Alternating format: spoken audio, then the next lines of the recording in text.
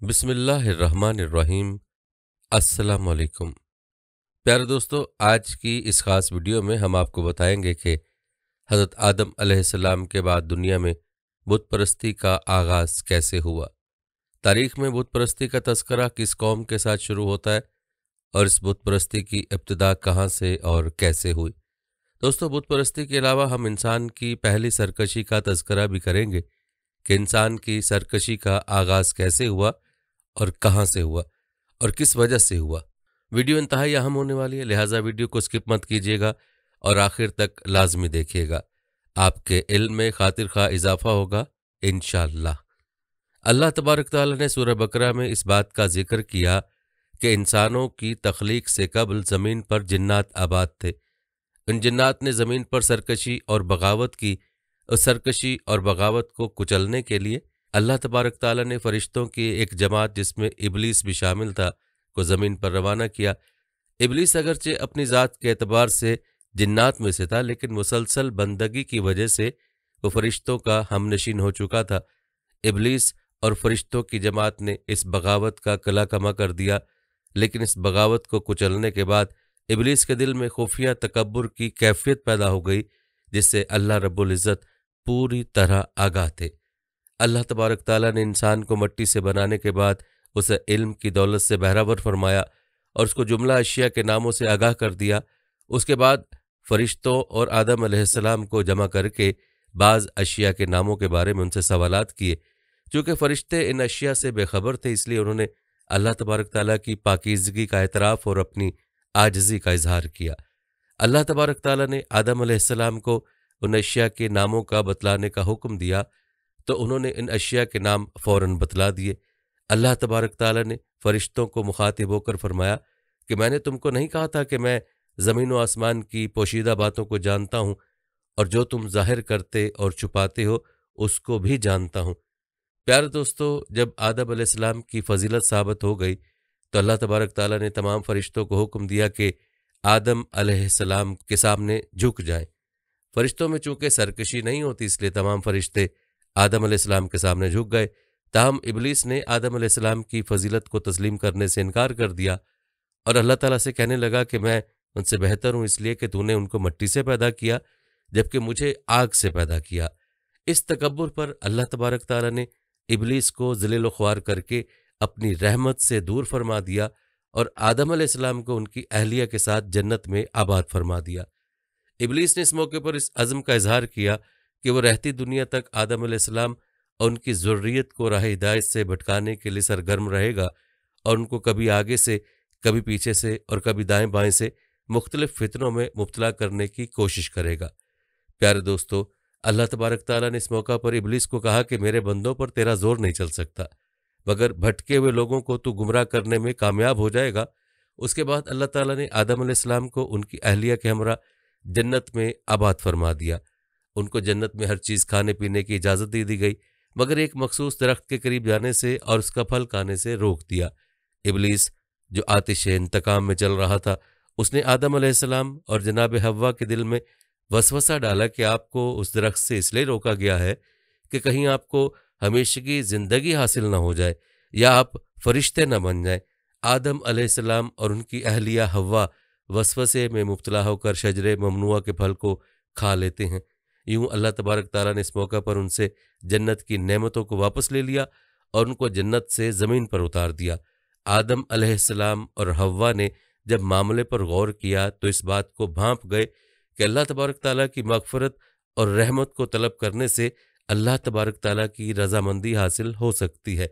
लिहाजा उन्होंने अल्लाह तबारक ताला की बारगाह में जो दुआ मांगी, उसको अल्लाह तबारक ताला ने सूरह आराफ की आयत नंबर 23 में बयान फरमाया है। उन्होंने कहा कि ए हमारे परवरदिगार, हमने अपनी जानों पर जुल्म किया, अगर तूने हमें माफ़ ना किया और हम पर रहम ना किया तो हम यकीनन खसारा पाने वालों में से हो जाएंगे। अल्लाह तबारक ताला ने हज़रत आदम अलैहिस्सलाम और सैयदा हव्वा की दुआ को कबूल व मंजूर फरमा लिया और साथ ही औलाद आदम यानी बनी नो इंसान को मुखातिब होकर ये बात कही कि ए बनी आदम, तुम्हें शैतान फितने में मुब्तला न कर दे जिस तरह उसने तुम्हारे बाबा आदम और हव्वा को ज़मीन पर मुंतकिल कर दिया। प्यारे दोस्तों, ये इबलीस और उसकी जमात ही की वजह से हुआ कि इंसान ने अल्लाह ताला के अहकाम से रूगर्दानी की और इस दुनिया में सरकशी की इब्तदा हुई और फिर आहिस्ता आहिस्ता लोग उससे दूर होते गए और इबलीस मालून ने उनको अल्लाह की ज़ात से दूर करके बुतों की परस्तिश पर लगा दिया। आइए आपको बताते हैं कि इस दुनिया में सबसे पहली सरकशी कहाँ से शुरू हुई और इस सरकशी की बुनियाद क्या थी। दोस्तों, ये वाक़या उस वक्त का वाक़या है जब रूए ज़मीन पर इंसानी ज़िंदगी इब्तदाई हालत में थी और हज़रत हव्वा के बतन से एक लड़का और एक लड़की पैदा होते थे। एक साथ पैदा होने वाले लड़के और लड़की का निकाह दूसरी मर्तबा पैदा होने वाले लड़के और लड़की के साथ कर दिया जाता था। हाबील और काबिल ये दोनों हज़रत आदम अलैहिस्सलाम के बेटे हैं। जब ये जवान हुए तो दस्तूर के मुताबिक हज़रत आदम अलैहिस्सलाम ने काबिल का निकाह गाज़ा के साथ, जो हाबिल के साथ पैदा हुई थी, करना चाहा तो काबिल इस बात पर रजामंद नहीं हुआ क्योंकि अकलीमा गाज़ा के मुकाबले में ज़्यादा खूबसूरत थी जो काबिल के साथ पैदा हुई थी। हज़रत आदम अलैहिस्सलाम ने काबिल को समझाया कि यह अल्लाह का हुक्म है, लिहाजा तुम ये बात मान लो। अकलीमा तुम्हारे साथ पैदा हुई है इसलिए वो तेरी बहन है, उसके साथ तेरा निकाह नहीं हो सकता। मगर काबिल अपनी बात पर अड़ा रहा। बिल आखिर हज़रत आदम अलैहिस्सलाम ने उन दोनों भाइयों को हुक्म दिया कि तुम दोनों अपनी अपनी कुर्बानी अल्लाह के हजूर में पेश करो। जिसकी कुर्बानी मकबूल होगी वही अकलीमा से निकाह का हकदार होगा। उस जमाने में कुर्बानी की मकबूलियत की अलामत ये थी कि लोग अपनी कुर्बानियां पहाड़ पर रख देते थे और आसमान से आग आकर उन्हें खा जाती थी। काबिल खेतीबाड़ी करता था और हाबिल जानवर पालता था। चुनाचे काबिल ने गंदम की बालियां और हाबिल ने एक खूबसूरत मोटा ताज़ा मेंढा कुर्बानी के लिए एक पहाड़ पर रख दिया और अल्लाह से दुआ मांगी, या इलाही हमारी कुर्बानी को मकबूल फरमा। आसमान से आग आई और उसने हाबिल की कुर्बानी को खा लिया और काबिल की कुर्बानी कबूल नहीं हुई, जिससे काबिल के दिल में हाबिल के लिए गुस्सा, हसद और बुग़्ज़ पैदा हो गया और वो हाबिल से कहने लगा कि मैं तुझे मार डालूंगा क्योंकि तेरी कुर्बानी कबूल हो गई है। हाबिल ने काबिल से कहा, अल्लाह ताला परहेजगारों की कुर्बानी कबूल करता है। अगर तू मेरे कत्ल के लिए मुझ पर हाथ उठाएगा तो मैं तुझ पर हाथ नहीं उठाऊंगा क्योंकि मैं अल्लाह से डरता हूं। कुर्बानी देकर दोनों भाई हज़रत आदम अलैहिस्सलाम के पास आए। आदम अलैहिस्सलाम ने फरमाया, ए काबिल, तेरी बहन अकलीमा अब हाबिल पर हलाल हुई और तुझ पर हराम। काबिल अब मायूस हो चुका था कि अकलीमा उसके निकाह में नहीं आ सकती, इसलिए वह हाबिल को मारने की तदबीर में रहने लगा। इस दौरान आदम अलैहिस्सलाम जब मक्का चले गए तो एक दिन काबिल ने देखा कि हाबिल सो रहा है, तो सोचने लगा कि इसे किस तरह से मारूं, क्योंकि उस जमाने तक किसी ने किसी को मारा नहीं था। जब शैतान ने देखा कि उसे कत्ल करने का तरीका नहीं आता तो उस लईन ने एक जानवर पकड़ा और उसका सर एक पत्थर पर रखकर दूसरा पत्थर जोर से उसके सर पर दे मारा, जिससे वो जानवर उसी वक्त मर गया। ये तरकीब देखकर काबिल ने अपने भाई हाबिल के साथ यही किया और जमीन पर से एक पत्थर उठाकर हाबिल के सर पर दे मारा और अपने बेगुनाह भाई हाबिल को कत्ल कर दिया। हाबिल के कत्ल के बाद काबिल ये सोचकर बेहद परेशान हुआ कि अब इस लाश का क्या करे।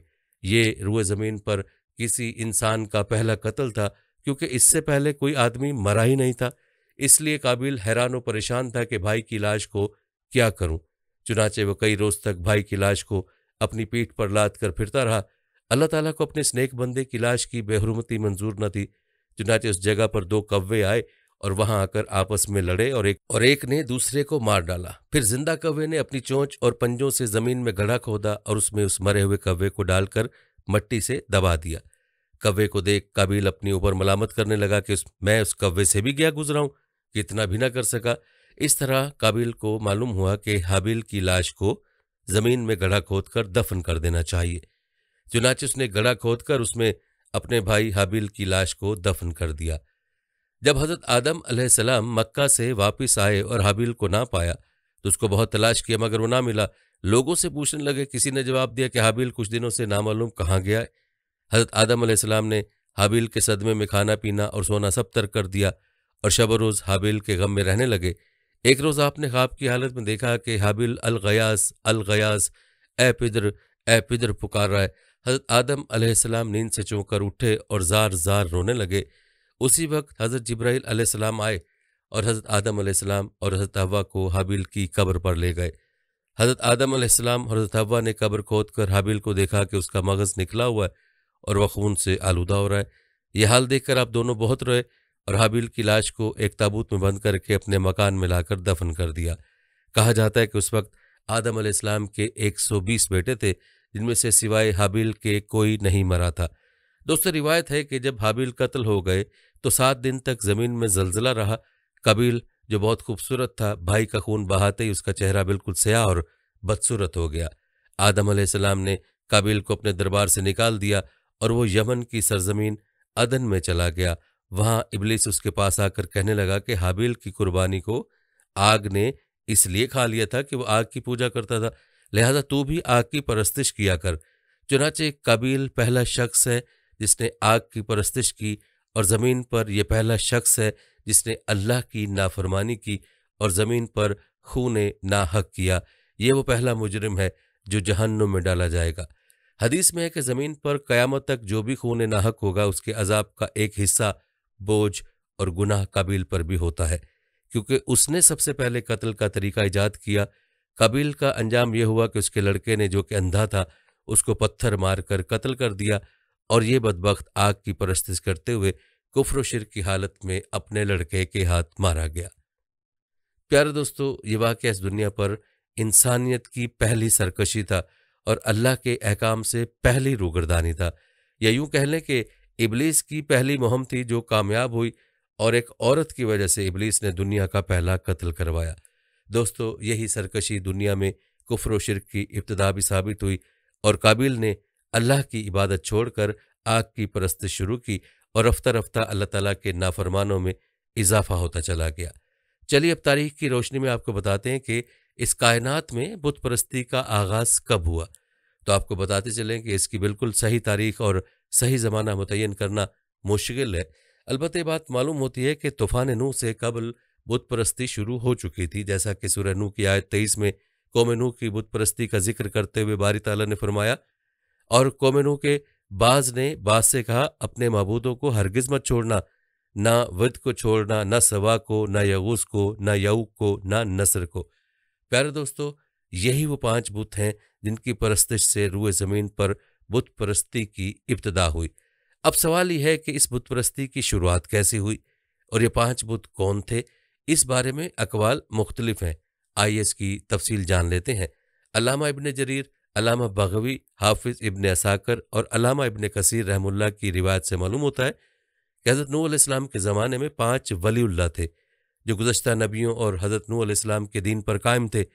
वो तमाम बुजुर्गान दीन अपने कबीला और अपने शहर के नहायत चहेते और हर दिल अजीज़ थे।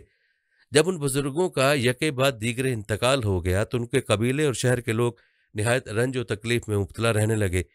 एक रोज़ जब अहले कबीला उनकी यादों में मगमूम बैठे थे तो शैतान लईन ने एक बुजुर्ग की शक्ल इख्तियार करके उनके पास आया और कहा कि तुम्हारे दर्द की दवा मेरे पास मौजूद है। उनके इस्तफसार पर उसने मशवरा दिया कि अपने 5 बुजुर्गों की तस्वीरें बना लो और उनको उनकी इज्तिमा गाह में रख दो। जब तुम उन तस्वीर को देखोगे तो तुम्हारे दिल का दर्द कम होगा। चुनाचे अहले कबीला इब्लीस के झांसे में आ गए और 5 तस्वीर बना ली। उसकी सुबह शाम ज़ियारत करते, मगर उनकी इबादत नहीं करते थे और उन तस्वीर का नाम भी अलग अलग रख दिया। याद रहे कि सूरह नूह की आयत 23 में जिन 5 बुतों का तज़किरा है वो यही 5 बुत हैं। उनका नाम तरतीबवार इस तरह है: वद, सवा, यगूस, यऊक, नसर।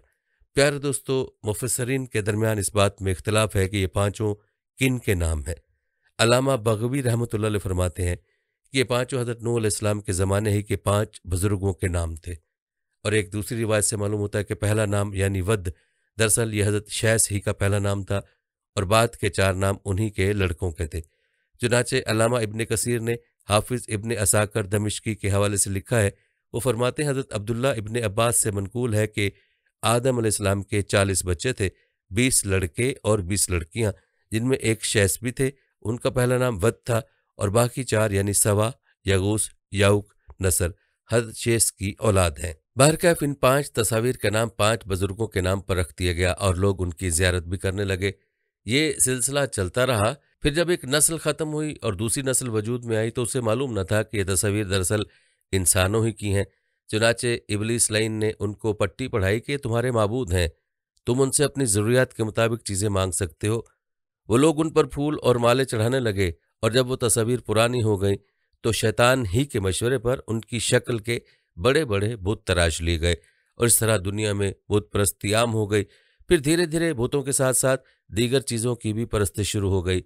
जैसा कि सूरह नाम में सैयदना इब्राहिम के वाक़े से मालूम होता है कि आप अलैहिस्सलाम के ज़माने तक चाँद, सूरज और सितारों की भी परस्ती शुरू हो चुकी थी। फिर जूं जूं ज़माना आगे को बढ़ता गया, नए नए माबूद भी पैदा हो गए।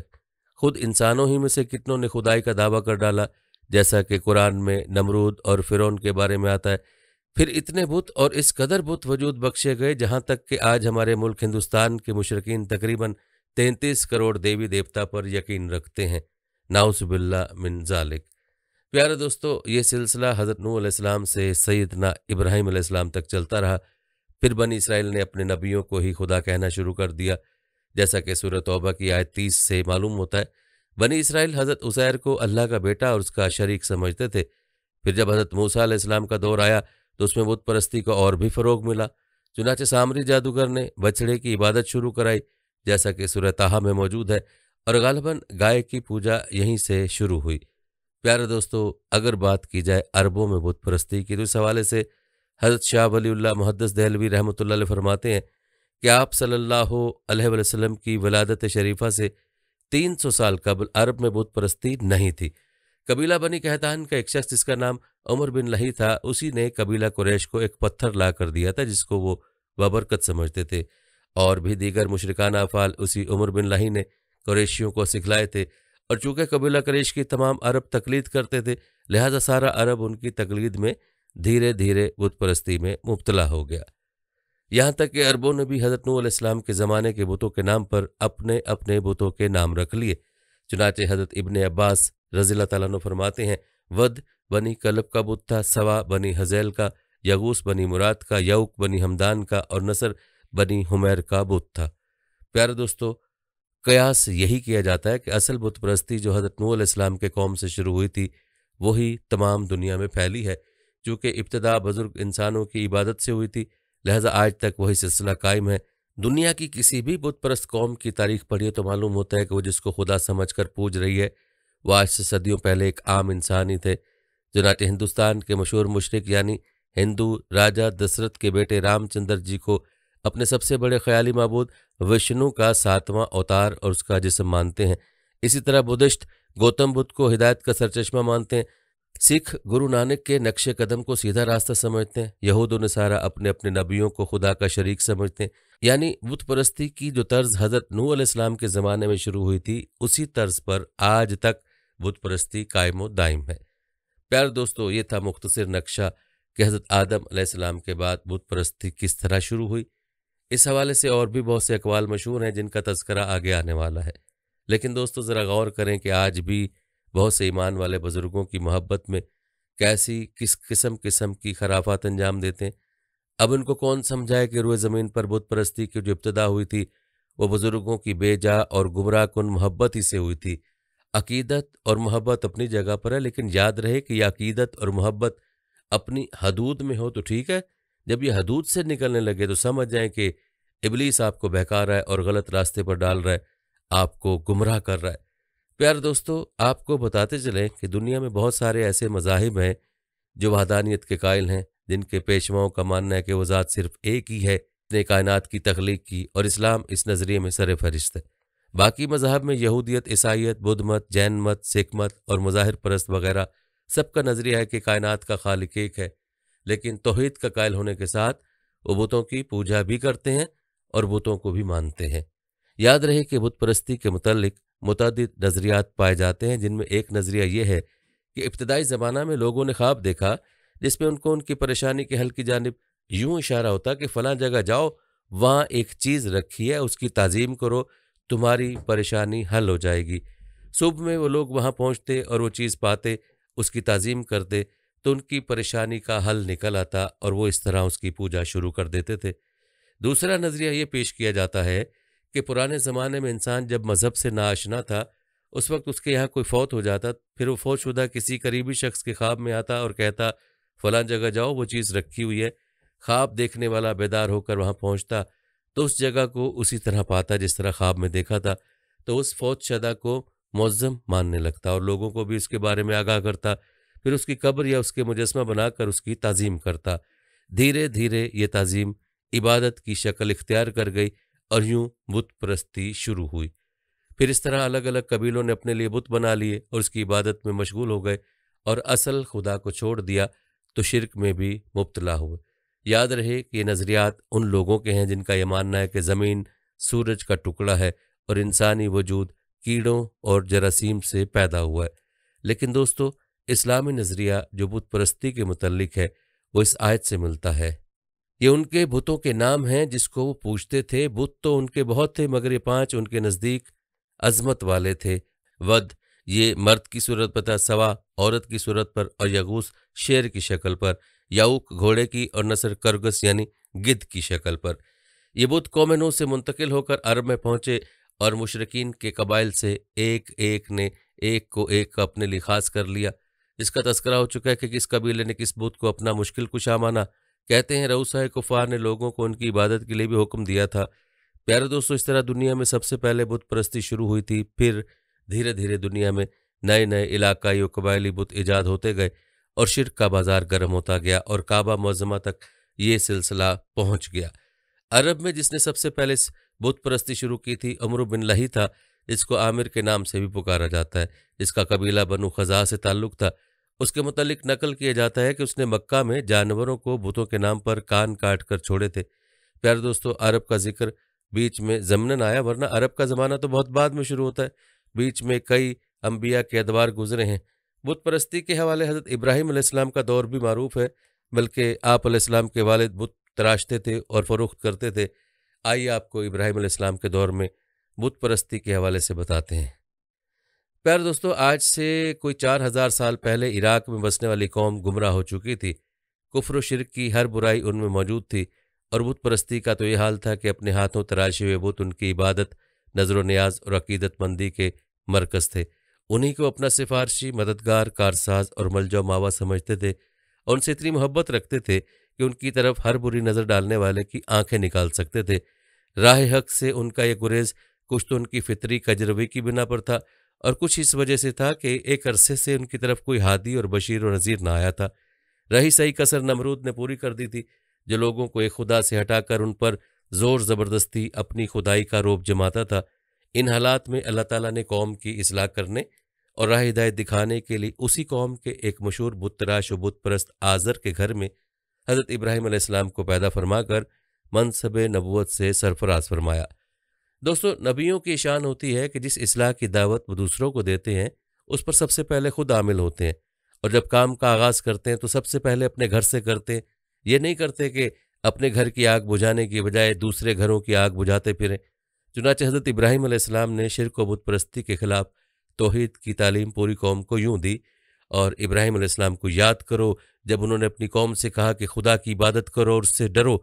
अगर तुम समझ रखते हो ये तो तुम्हारे हक में बेहतर है, तुम तो खुदा को छोड़कर भूतों को पूजते हो और तूफान बांधते हो, तो जिनको तुम खुदा के सिवा पूजते हो वो तुमको रिस्क देने का इख्तियार नहीं रखते।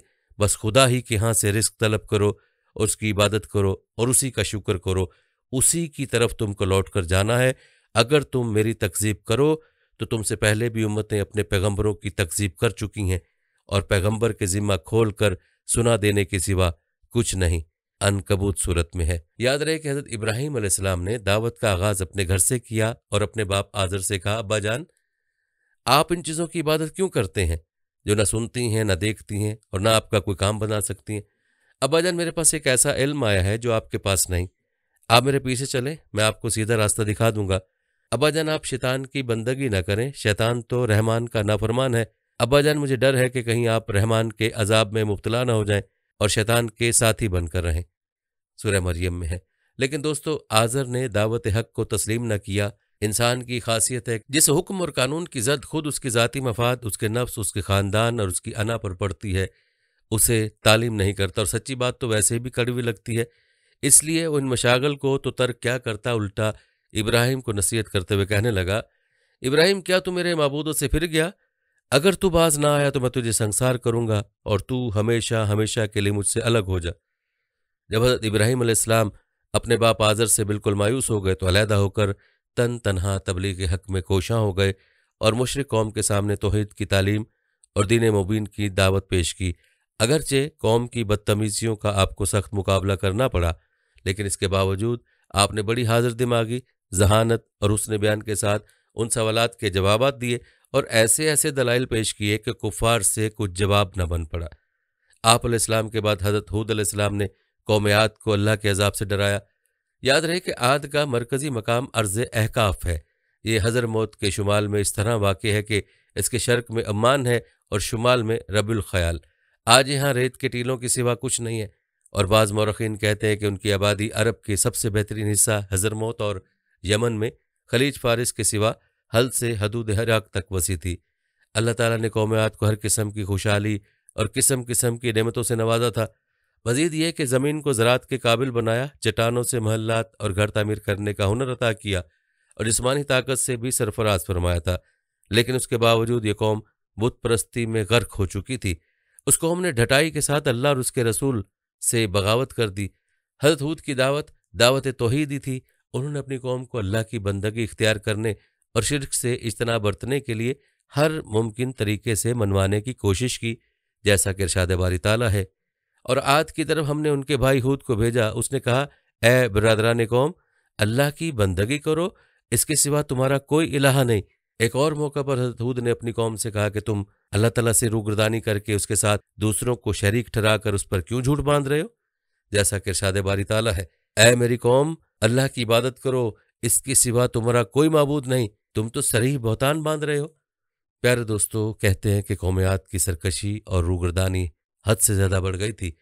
उन्होंने हज़रत हूद अलैहिस्सलाम और उनकी दावत का खुलेआम तमस्खुर उड़ाना शुरू किया और वह इंतहाई ढटाई और तकब्बुर का मुजाहरा करते हुए हज़रत हूद अलैहिस्सलाम से मुखातिब होकर कहने लगे कि ए हूद, तू हमारे पास कोई सरी शहादत लेकर क्यों नहीं आया है? और तेरे कहने से हम अपने मबूदों को नहीं छोड़ सकते और तुझ पर हम ईमान लाने वाले नहीं हैं। ये जवाब सुनकर हज़रत हूद ने बेहद दुख और नाराज़गी का इजहार करते हुए कहा, और तुम गवाह रहो, ये जो अल्लाह के सिवा दूसरों को तुमने अलूहियत में शरीक ठहरा रखा है, उससे मैं बेजार हूँ।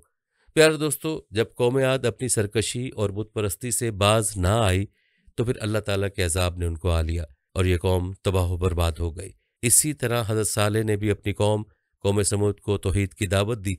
याद रहे कि कौम समूद अपने ज़माने की एक ताकतवर कौम यानी सुपर पावर थी। उसका रहायशी इलाका हिजाज और शाम के दरमियान हजर का इलाका है, जिसे मदैन साले भी कहा जाता है। कौम समूद एक खुशहाल और ताकतवर कौम थी।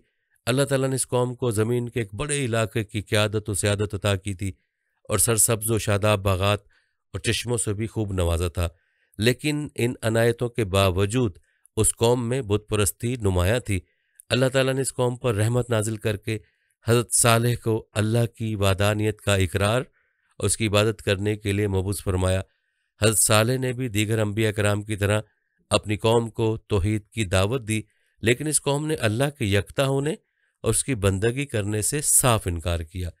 अल्लाह ताला ने कुरान मजीद में इस मंजर को यूं बयान किया है, और समूद की तरफ हमने उनके भाई सालेह को भेजा। उसने कहा, ए मेरी कौम के लोगों, अल्लाह की बंदगी करो, इसके सिवा तुम्हारा कोई माबूद नहीं है। वही है जिसने तुमको ज़मीन से पैदा किया और यहाँ तुमको बसाया है, लिहाजा तुम उससे माफ़ी चाहो और उसकी तरफ पलट आओ। दूसरी जगह इरशाद बारी ताला है, हमने समूद की तरफ उनके भाई सालेह को भेजा कि तुम सब अल्लाह की इबादत करो। फिर भी वो दो फरीक बनकर आपस में लड़ने झगड़ने लगे। और दोस्तों, आखिरकार ये कौम भी अपनी सरकशियों और बुत परस्ती से बाज ना आई तो उस कौम को भी अल्लाह ताला ने अपना अजाब भेजकर तबाह कर डाला। इसी तरह हज़रत इब्राहीम अलैहिस्सलाम का तज़किरा कुरान मजीद में 49 मरतबा आया है। आप अलैहिस्सलाम को खलीलुल्लाह भी कहा जाता है। सरजमीन हिजाज उन्हीं की औलाद ने बसाई और दावत व तबलीग का मरकज़ बनाया। हज़रत इब्राहीम अलैहिस्सलाम आलम इंसानियत के एक अजीम दाई गुजरे हैं। दुनियाए इंसानियत को शिर्क व बुत परस्ती से मुकाबला करने और अल्लाह की वाहदानियत और उसकी बंदगी की तरफ बुलाना आपकी दावत का नुमाया पहलू था, जिसका तफसीली तज़किरा हो चुका है। प्यारे दोस्तों, अब तज़किरा करते हैं हज़रत याकूब अलैहिस्सलाम का और उनका अपनी औलाद को दावत तौहीद देने का। याद रहे कि हज़रत याकूब अलैहिस्सलाम पैगम्बराना कौम से ताल्लुक़ रखते थे और एक बरगज़ीदा पैगम्बर थे। उनके वालिद का नाम हज़रत इसहाक और उनके दादा का नाम अबुल अंबिया हज़रत इब्राहीम अलैहिस्सलाम था। हज़रत याकूब अलैहिस्सलाम को अल्लाह ताला ने कनान की तरफ भेजा था। कुरान मजीद में उनका तज़किरा 10 जगह वारिद है। हज़रत याकूब अलैहिस्सलाम ने अपनी पूरी ज़िंदगी दावत दीन की राह में गुजार दी। जब हज़रत याकूब अलैहिस्सलाम बिस्तरे मर्ग पर थे और बचने की उम्मीद न थी, तो उस वक्त उन्होंने अपनी औलाद को जमा करके वसीयत की, जिसको अल्लाह ताला ने कुरान मजीद में रहती दुनिया तक के लिए महफूज रखा है।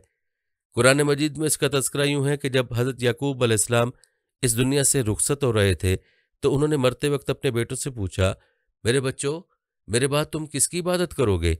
उन सब ने जवाब दिया, एक खुदा की बंदगी करेंगे जिसे आपने और आपके बुजुर्गों इब्राहिम, इस्माइल और इसहाक ने खुदा माना और हम उसके मुसल्लम हैं। प्यारे दोस्तों, यूं अल्लाह ताला के महबूब नबी ने मरते दम भी अपनी औलाद से तौहीद का इकरार करवाया। अब तज़किरा करते हैं हज़रत यूसुफ अलैहिस्सलाम के जिंदान के साथियों को दावत तौहीद देने का। आपको बताते चलें कि हज़रत यूसुफ अलैहिस्सलाम का तज़किरा कुरान मजीद में 34 मरतबा आया है और उनके नाम पर कुरान मजीद में एक पूरी सूरत मौजूद है, जिस पे तफसील से हज़रत यूसुफ अलैहिस्सलाम की ज़िंदगी और उनके दावती सफ़र की रुदात मौजूद है। हज़रत यूसुफ अलैहिस्सलाम के वाक़े में अजीम इबरतें, नसाए और बेनज़ीर बसीरतें मौजूद हैं। उनका एक वाक़या जिंदान के साथियों को दावत तौहीद, जब हुकूमत वक्त ने उन्हें कैद खाने में डाल दिया, तो वहाँ उन्होंने अपने 2 साथियों को, जो एक तवील अरसे से जेल में मुक़य्यद चले आ रहे थे, दावत तौहीद दी और उन्हें माबूद बरहक और उसके खालिक होने के मुतल्लिक तफक्कुर और तदब्बुर करने और अक्ल से काम लेने पर उभारा। कुरान मजीद में इसकी तफसील यूं है, ऐ मेरे कैद खाने के साथियों, तुम खुद ही सोचो कि बहुत से मुतफर्रिक रब बेहतर हैं या वो एक अल्लाह जो सब पर गालिब है। उसको छोड़कर तुम जिनकी बंदगी कर रहे हो, वो उसके सिवा कुछ नहीं है कि बस चंद नाम है जो तुमने और तुम्हारे आबा व अजदाद ने रख लिए। अल्लाह ताला ने इसकी कोई दलील नाजिल नहीं की। फरमा रवाई सिर्फ अल्लाह ताला की है। उसका हुक्म है कि खुद उसके सिवा तुम किसी की बंदगी ना करो। प्यारे दोस्तों, इस वाक़े से पता चलता है कि हज़रत यूसुफ अलैहिस्सलाम ने दावत तौहीद के ज़िमन में कोई भी मौका हाथ से जाने नहीं दिया, बल्कि उसके लिए हर वक्त मौके निकालते रहते थे और लोगों को अल्लाह के अलावा बुतों की इबादत से मना फरमाते थे। प्यारे दोस्तों, कुरान मजीद में अंबिया कराम में सबसे ज़्यादा तज़किरा हज़रत मूसा अलैहिस्सलाम का 136 मरतबा हुआ है। हज़रत मूसा की परवरिश नहायत ही मुतकब्बिर और दुनिया के सबसे बड़े मुशरिक, काफिर और जुल्म तुग़यान के सबसे बड़े अलमबरदार फ़िरौन के घर में हुई। फ़िरौन ने जुल्म इस्तबदाद और सरकशी में ऐसी मिसाल कायम कर दी जिससे इंसानियत आज भी शर्मसार है। उसने ज़मीन में हर तरफ फसाद फैला दिया था और उसका सबसे बड़ा जुर्म यह था कि उसने अना रब्बुकुमुल आला का दावा किया था। अल्लाह ताला ने हज़रत मूसा को फ़िरौन के पास भेजा ताकि उससे गरूर व तकब्बुर और उसके दावाए रबूबियत का पुरजोर दलाइल से तोड़ करें। जैसा कि अल्लाह ताला का इरशाद है, तुम फ़िरौन के पास जाओ, वह सरकश हो गया और उससे कहो, क्या तू उसके लिए तैयार है कि पाकीज़गी इख्तियार करे?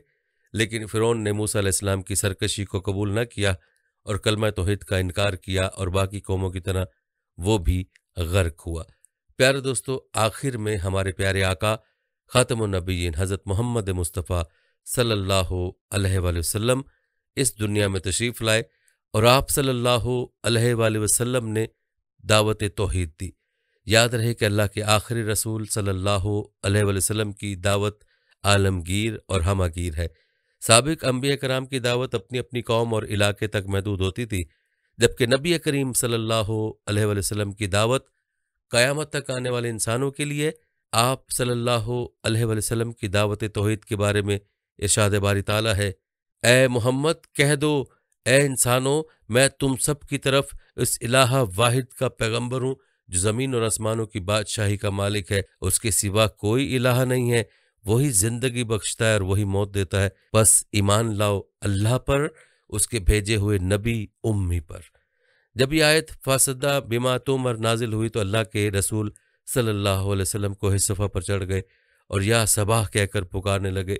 ये कलमा अरब की सरजमीन पर उस वक्त बोला जाता था जब दुश्मन अचानक हमला और गारतगरी कर दे। उस पुकार के ज़रिए से कौम को ख़बरदार किया जाता था। ये पुकार सुनकर जब कुरैश के लोग जमा हो गए तो आप सल्लल्लाहु अलैहि वसल्लम ने उनसे मुखातिब होकर फरमाया, अगर मैं तुमसे कहूँ कि इस पहाड़ के अकब में दुश्मन का एक लश्कर मौजूद है जो तुम पर हमलावर हुआ चाहता है, क्या तुम यकीन कर लोगे? सब ने कहा, हाँ यकीनन हम तस्दीक करेंगे, क्योंकि आपको हमेशा से हमने सच बोलते हुए देखा है। आप सल्लल्लाहु अलैहि वसल्लम ने फरमाया, मुझे अल्लाह ने नज़ीर बनाकर भेजा, मैं तुम्हें एक सख्त अजाब से डराता हूँ। आप सल्लल्लाहु अलैहि वसल्लम ने सभी कबीलों का नाम लेकर सदा लगाई, ए बनी काब अपने आप को दोजख से बचाओ, ए बनी मरा बिन काब अपने आप को दोजख से बचाओ, ए बनु अब्द शम्स अपने आप को दोजख से बचाओ, ए अब्दुल मुतलिब अपने आप को दोजख से बचाओ, मैं अल्लाह के यहाँ तुम्हारे कोई काम नहीं आ सकूंगा। दूसरी बात में यह भी आया कि मौत के बाद तुम्हें खुदा के सामने हाजिर होना है, बस तुम शिरक से बाज आ जाओ। प्यारे दोस्तों, खैर खाही का तकाजा है कि जो बात सबसे अहम हो उसको इंसान अपने करीबी साथी, दोस्त और रिश्तेदार को बाखबर करे। इस खैर खाही की बुनियाद पर अल्लाह के रसूल सल्लल्लाहु अलैहि वसल्लम ने सबसे पहले अपने रिश्तेदारों को अल्लाह की बंदगी इख्तियार करने की दावत दी, क्योंकि ताल्लुक खातिर और रिश्तेदारी की बुनियाद पर वो उसके ज्यादा मुस्तहिक थे कि उन तक दावत हक पहुंचाई जाए। अल्लाह के आखिरी रसूल हजरत मोहम्मद सल्लल्लाहु अलैहि वसल्लम ने दावत का आगाज अकीदा तौहीद, अल्लाह की खालिस बंदगी और तकवा की जिंदगी इख्तियार करने से किया था। आप सल्लल्लाहु अलैहि वसल्लम को अल्लाह की तरफ से यह हुक्म मिला कि ए नबी, ये किताब हमने तुम्हारी तरफ बरहक नाजिल की है, लिहाजा तुम अल्लाह ही की बंदगी करो, दीन को उसी के लिए खालिस करते हुए। प्यारे दोस्तों, नबी करीम सल्लल्लाहु अलैहि वसल्लम ने अपने 23 साल दावती सफ़र में हर फर्द और हर कबीले तक अल्लाह का पैगाम पहुंचाया, और आप सल्लल्लाहु अलैहि वसल्लम की दावत का मौजू ज़्यादातर अकीदा तौहीद, अल्लाह की खालिस बंदगी और तागूत से बेजारी की तरफ था। मसलन आप सल्लल्लाहु अलैहि वसल्लम ने एक कबीले को दावत देते हुए फरमाया, ए बनी फलां, मैं तुम्हारी तरफ अल्लाह का भेजा हुआ रसूल हूँ। अल्लाह ताला तुम्हें हुक्म देता है कि तुम उसकी इबादत करो और किसी को उसके साथ शरीक न ठहराओ, और अल्लाह ताला के सिवा तमाम माबूदों को छोड़ दो। याद रहे कि यहाँ अल्लाह के सिवा जिन माबूदों का जिक्र है उनमें अरबों के बुत भी शामिल हैं। पहले भी जिक्र हुआ था कि बनु खज़ा के सरदार अमर बिन लही ने मुल्क शाम के सफ़र के दौरान लोगों को बुतों की पूजा करते पाया। चूंकि ये अंबिया कराम की सरजमीन थी, लिहाजा अमरों ने यह अमल बरहक जाना, लिहाजा वो अपने साथ हबल बुत ले आया और उसे खाना काबा के अंदर नस्ब कर दिया। चूंकि अमर बिन लही को दीनी पेशवा माना जाता था, लिहाजा अहले मक्का और फिर बकिया अरब बाशिंदगान ने बुत परस्ती इख्तियार कर ली। यूं अरब बुतों को खुदा के बरगजीदा बंदे और उसके तहत काम करने वाले करार देकर उनकी इबादत करने लगे। वो उनसे मुरादें मांगते और समझते कि वो खुदा ही की तरह उनके मददगार हैं। कहते हैं हबल इंसान की शक्ल में था, उसको अहले मक्का सबसे बड़ा और अहम बुत समझने लगे थे। हबल का दाएं हाथ टूटा हुआ था, कुरैश मक्का ने सोने का बनवा कर लगा दिया। हबल के अलावा अरब के कदीम बुतों में से मनात है, ये मुशल्लल में रखा गया था। फिर ताइफ में लात और उसके बाद वादी नखला में उज़ा नामी बुत वजूद में आया। ये तीनों अरब के बड़े बुत थे। उसके बाद हिजाज के हर खित्ते में बुत परस्ती शिरक ने कदम जमा लिए और यूं बुतों की तादाद में इजाफा होता चला गया। यही वजह है कि वो वक्त भी आया कि जब मस्जिद हराम में बैतुल्लाह के गिर्द 360 बुत रखे गए थे और उन बुतों को फतह मक्का के मौका पर पाश पाश कर दिया गया था। प्यारे दोस्तों, मुसलमान के लिए ज़रूरी है कि वह अकीदा तौहीद पर कारबंद रहे और ख़ुद को किसी भी तरह के शिरक से महफूज रखे। याद रहे कि बुतों को पूजना भी शिरक है और अल्लाह के अलावा किसी भी चीज़ की परस्तिश करना शिरक और कुफ्र में शामिल है। अल्लाह के अलावा जो कुछ है वो अल्लाह का गैर है और अल्लाह के गैर को अल्लाह का शरीक बनाना शिरक है। अल्लाह ताला से दुआ है कि अल्लाह ताला हमें हर तरह के शिरक से महफूज रखे, आमीन। दोस्तों, जाने से पहले हमारी आज की इस वीडियो को शेयर ज़रूर कीजिएगा। प्यारे दोस्तों, हम ये उम्मीद करते हैं कि आपको हमारी आज की वीडियो ज़रूर पसंद आई होगी। अगर आपको हमारी आज की वीडियो पसंद आई है तो सबसे पहले तो उसको लाइक करें और अपनी राय का इजहार कमेंट सेक्शन में लाजमी करें। आखिर में आपसे एक बार फिर दरखास्त है कि आप हमारे चैनल को ज़रूर सब्सक्राइब कर लें और साथ ही लगे घंटी के बटन को भी क्लिक करें ताकि आपके पास हमारे आने वाली मजीद वीडियोज़ का नोटिफिकेशन बर वक्त मिलता रहे।